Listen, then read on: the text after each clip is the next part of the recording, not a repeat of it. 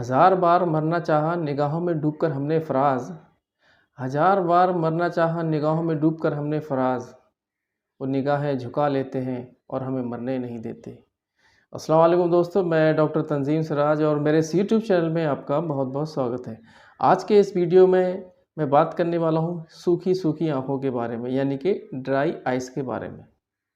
यह शायर फराज साहब बोल रहे हैं कि निगाहों में डूबने की बात कर रहे हैं, लेकिन अफसोस ये है कि हमारे पेशेंट की, हमारे मरीजों की आंखों में पानी ही कम हो गया। खैर, आपको परेशान होने की ज़रूरत नहीं है, आपके पास होम्योपैथी का विकल्प है। आपकी आंखों में दोबारा पानी मेंटेन हो सकता है।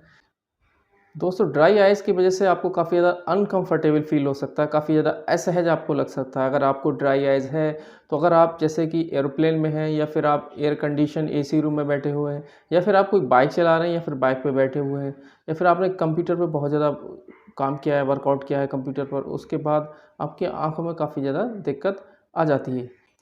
अब बात कर लेते हैं दोस्तों इसके लक्षण के बारे में। लक्षण क्या है, साइन एंड सिम्पटम क्या है, और साइन एंड सिम्पटम जानना ज़रूरी रहता है। तो जो हमारी ड्राई आइज़ है, यानी कि आँखों का सूखापन है, इसमें एक सिम्पटम ये होता है कि आँख में ऐसा लगता है जैसे कुछ पड़ गया है, कुछ बाहर से पड़ गया है। फॉरेन बॉडी सेंसेशन उसको बोलते हैं, कुछ हमारी आँख में पड़ गया है। और आँख में स्टिंजिंग या फिर बर्निंग टाइप ऑफ पेन होता है। स्टिंजिंग मतलब मैंने आपको बताया कि जैसे कीड़े ने काट लिया होता है और जो डंक मार देता है कीड़ा, उस तरीके का एहसास होगा और आपको बर्निंग जैसा लगेगा। और एक क्या है कि कॉन्टैक्ट लेंस जो लोग पहनते हैं, उनको पहनने में दिक्कत आ सकती है। आपकी आँखों में क्या है, लाइट सेंसिटिविटी, लाइट के प्रति सेंसिटिविटी आ जाएगी, लाइट आपको सही नहीं लगेगी।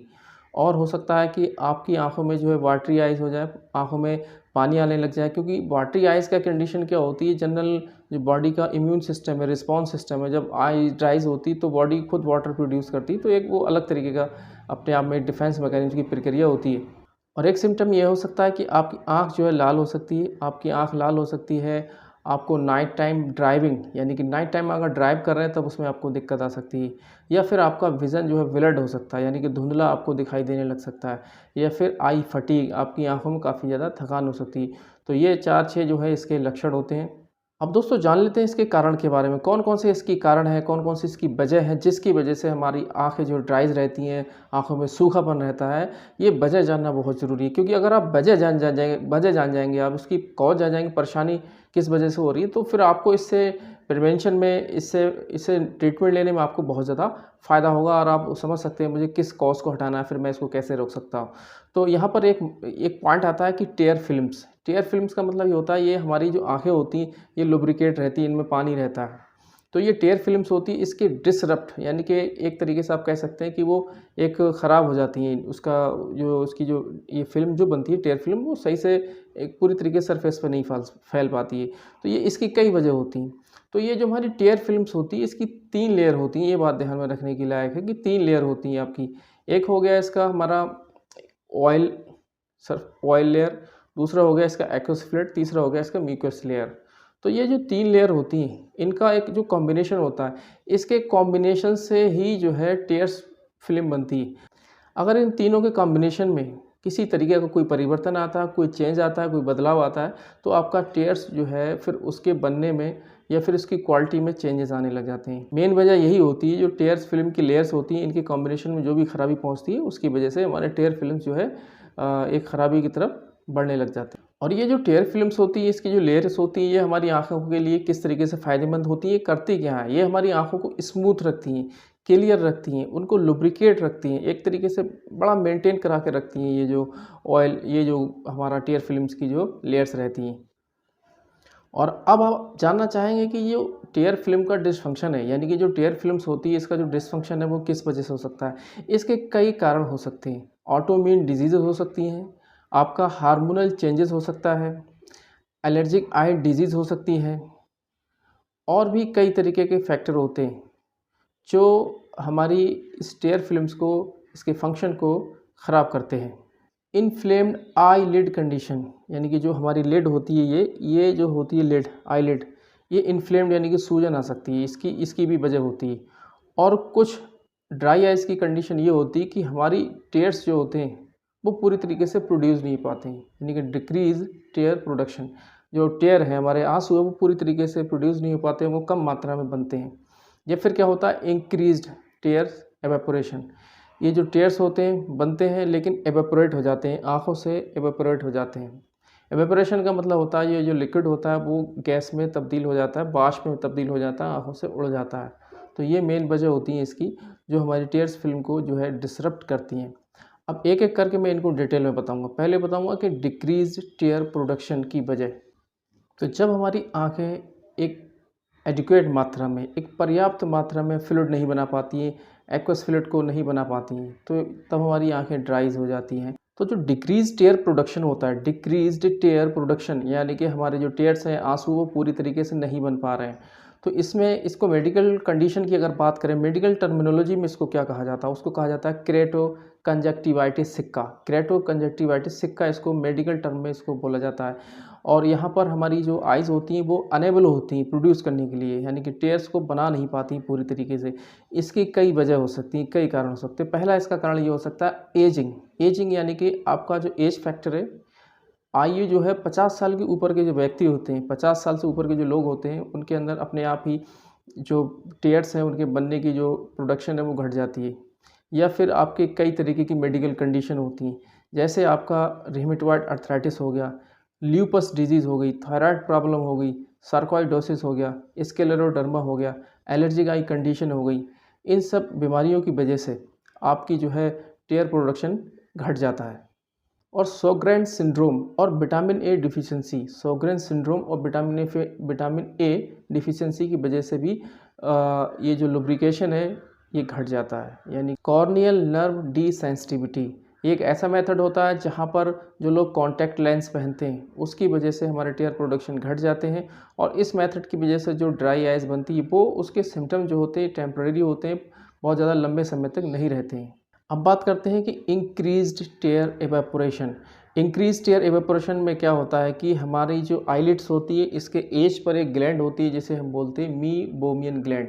मीबोमियन ग्लैंड जो कि ऑयल प्रोड्यूस करती है, ऑयल प्रोड्यूसिंग ग्लैंड होती है। मीबोमियन ग्लैंड क्या होता है, क्लॉग्ड हो जाती है, बंद हो जाती है, और उसकी वजह से डिसफंक्शन होने लग जाता है। और जो ब्लॉक्ड मीबोमियन ग्लैंड्स होती है वो अक्सर किन लोगों में होती है, वो उन लोगों में होती है जो लोग एक्ने रोजेसी, आपने चेहरे पर देखा होगा जो लाल लाल मोटे मोटे जो मुहासे निकल आते हैं, स्किन की जो कंडीशन बनती है वहाँ पर मीबोमियन ग्लैंड जो है क्लॉग्ड हो जाती है, बंद हो जाती है। तो वहाँ एक ये कंडीशन होती है जिसकी वजह से आईलिड्स में दिक्कत आती है।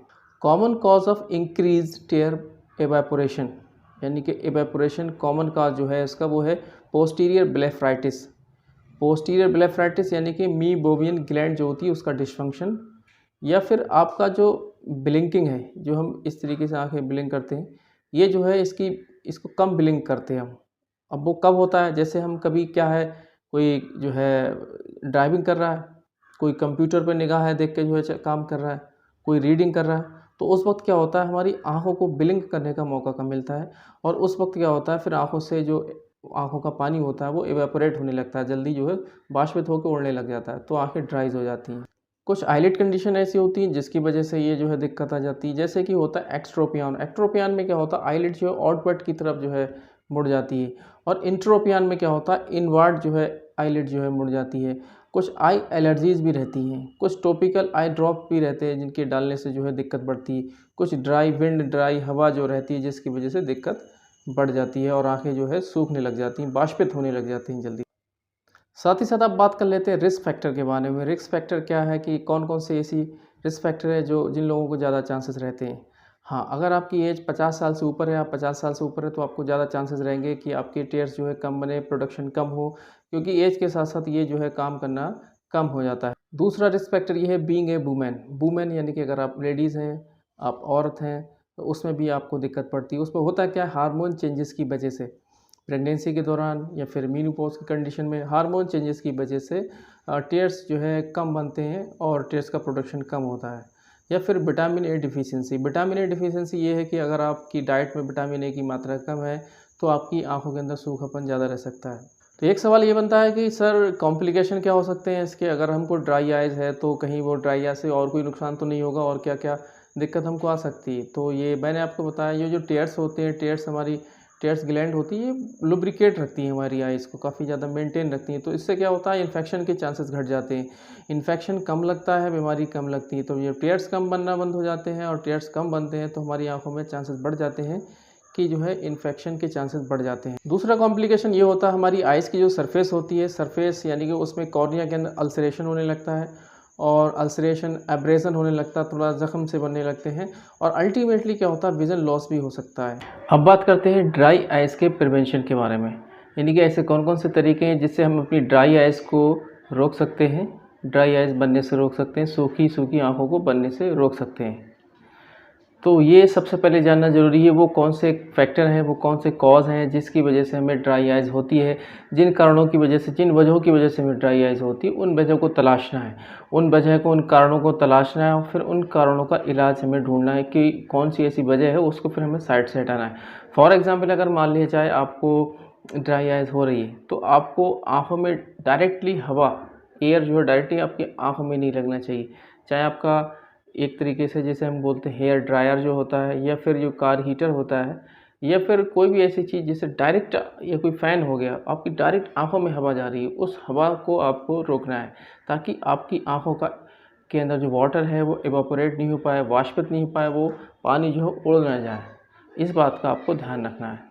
अगर आप ऐसी जगह रहते हैं जहाँ पर ड्राई विंड रहती है, जहाँ पर सूखी और हॉट जो है हवा जो है चलती है, तो वहाँ पर आप एक सन ग्लास पहन सकते हैं, प्रोटेक्टिव सन ग्लास पहन सकते हैं, और ताकि जो हवा है वो आपकी आंखों में डायरेक्टली ना पड़े, ताकि आपकी आंखों के जो पानी है उसको इवेपोरेट होने से बचाया जा सके। तीसरा प्रिवेंटिव टिप्स ये है कि take eye breaks during a task. अगर आप कोई टास्क है, या आप पढ़ रहे हैं, या फिर आप कंप्यूटर पर काम कर रहे हैं, तो फिर आपको चाहिए कि रेगुलर पढ़ाई ना करें, रेगुलर कंप्यूटर पे वर्कआउट ना करें। आपकी आँखों को थोड़ा सा रिलैक्स दें। रिलैक्स देने पर इस तरीके से आप जो है आँखों को आप इस तरीके से मसाज कर सकते हैं, ताकि जो अंदर का पानी है वो पूरी तरीके से आई सरफेस पे फैल जाए, और वो इवेपोरेट होने से बच जाए। और आपको अपनी आँखों को ब्लिंक भी बार बार इस तरीके से करना होगा, ताकि जो वाटर है वो सही तरीके से सरफेस पे फैल जाए। और एक प्रिवेंटिव मेथड ये है कि आपको अपने एनवायरनमेंट से आपको अवगत रहना है, अवेयर रहना है कि कैसे एनवायरनमेंट में आप जा रहे हैं। अगर आप एरोप्लेन के अंदर सफ़र कर रहे हैं, या फिर आप हाई एल्टीट्यूड पे, आप पहाड़ी इलाके में जा रहे हैं, ऊपर जा रहे हैं आप, तो वहाँ पर क्या होता है, ड्राई जो विंड होती है, जो हवा होती है, वो काफ़ी ज़्यादा ड्राई होती है, उसका क्लाइमेट काफ़ी ज़्यादा कभी कभी ड्राई विंड हो जाती है। वो क्या करती है, फिर आपकी आँखों के अंदर से इवापोरेशन को कर देगी। इवापोरेशन होगा तो आपकी जो है आई के अंदर से वाटर लेवल घट जाएगा। तो आप अपने इन्वायरमेंट का भी आपको ध्यान रखना ज़रूरी है। और एक प्रिवेंटिव मेथड ये है कि आप कंप्यूटर चला रहे हैं, कंप्यूटर पे आप वर्कआउट कर रहे हैं, तो जो जो कंप्यूटर है, कंप्यूटर की जो उसकी जो स्क्रीन है, वो अगर ऊपर है, कंप्यूटर ऊपर है, इस तरीके से आप देख रहे हैं, तो उस वक्त आपको दिक्कत होगी। कंप्यूटर की स्क्रीन आपके जो आई लेवल है उसके नीचे होनी चाहिए।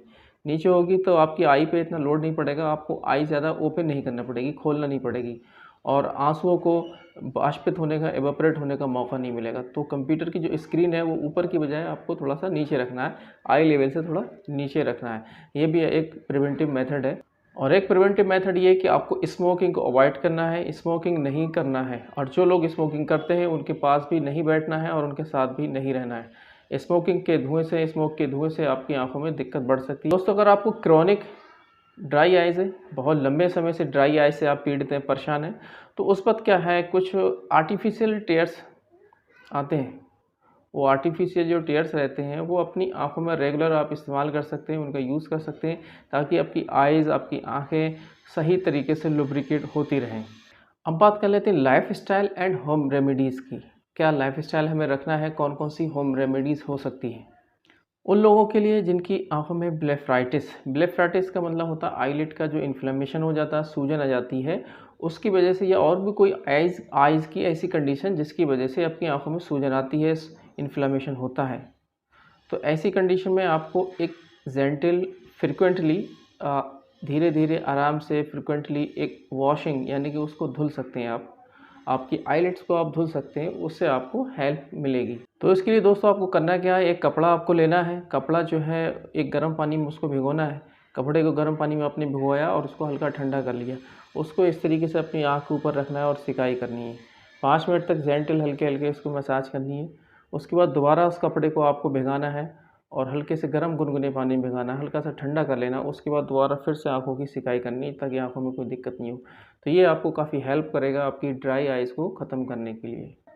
Omega 3 fatty acids, omega 3 fatty acid का बहुत ही अच्छा रोल है। अगर आप आई जो ड्राइनेस है उसको ख़त्म करना चाहते हैं, ड्राई आइज़ से आप छुटकारा पाना चाहते हैं, तो ओमेगा 3 फैटी एसिड जो डाइट होती है उसको आपको लेनी चाहिए। यानी कि वो डाइट जिसमें ओमेगा 3 फैटी एसिड ज़्यादा मात्रा में पाया जाता है वो आपको लेना चाहिए।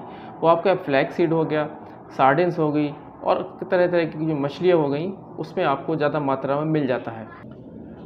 और दोस्तों ड्राई आइज से बचने के लिए एक तरीका ये है, आपको गेट प्लेंटी ऑफ स्लीप, यानी कि आपको बहुत ज़्यादा सोना चाहिए 7-8 घंटे आपको जम के सोना चाहिए। नींद पूरी अच्छे से लेनी चाहिए तो आपकी आंखों में सुकून आपको मिल सके, कोई ड्राइनेस बाकी ना रहे। तो ये जो है इसके लाइफस्टाइल एंड होम रेमेडीज़ हो गई। अब लास्ट में हम बात कर लेते हैं होम्योपैथिक अप्रोच की, होम्योपैथिक सॉल्यूशन की। तो दोस्तों जिस तरीके से मैं आपको हर वीडियो में बताता हूँ, तो होम्योपैथी में बहुत सारी ऐसी मेडिसिन्स हैं जो आपकी ड्राई आइज़ की कंडीशन को ठीक कर सकती हैं, चाहे वो एक्यूट हो, चाहे वो क्रॉनिक हो, बहुत लंबे समय से हो। और इस ड्राई आइज़ के साथ साथ कोई दूसरी कंडीशन में उसको भी ठीक कर सकती हैं, लेकिन उसके लिए अलग अलग मेडिसिन्स रहती हैं, अलग अलग बीमारी की अलग अलग मेडिसिन्स रहती हैं। आप लोग बोलते हो डॉक्टर साहब आपने वीडियो बनाई, आपने फ़ोन नंबर दिया, आप हेल्प नहीं कर रहे हो, या फिर आपने ट्रीटमेंट नहीं बताया, तुरंत आपने मेडिसिन नहीं बताई। तो मैं आपको बताता चलूँ, ये हमारी मजबूरी भी है और आपकी लाइफ के लिए अच्छा भी है, क्योंकि हम कोई शरबत नहीं बांट रहे हैं कि आपको शरबत दे दिया गया और आप वो पीते रहे, या कोई भी पेशेंट उस शरबत को बना के पीता रहे कि 2 बूंद अर्निका मिला दिया, 2 बूंद रूटा जी मिला दिया, पीते रहो। ये अलग अलग मेडिसिन रहती है हर व्यक्ति के लिए, उसके नेचर के हिसाब से, उसकी सारी पर्सनैलिटी के हिसाब से अलग अलग मेडिसिन रहती है। ये डॉक्टर को डिसाइड करना पड़ता है, ये इतना आसान काम नहीं होता है। तो इसके लिए सबसे ज़रूरी ये है, आप हमसे अगर ट्रीटमेंट लेना चाहते हैं तो हमारा व्हाट्सअप नंबर डिस्क्रिप्शन में दिया हुआ, आप हमें मैसेज करिए, डायरेक्ट कॉल मत करिए, आप पहले मैसेज करिए, अपनी इन्फॉर्मेशन दीजिए, उसके बाद हम आपसे बात करते हैं। या आप अपने नज़दीकी होम्योपैथ डॉक्टर से परामर्श ले सकते हैं। खैर, तो आपको छुटकारा मिल जाएगा ड्राई गैस से। और अब मैं वीडियो को समाप्त करता हूँ। सुनने के लिए शुक्रिया।